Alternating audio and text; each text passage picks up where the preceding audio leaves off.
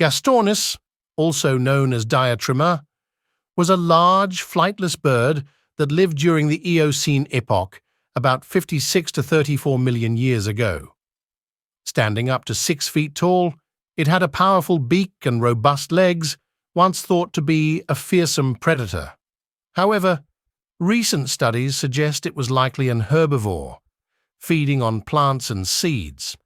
Gastornis represents the diversity of avian evolution during the early Cenozoic era, showcasing adaptations suited to the dense forests and grasslands of its time.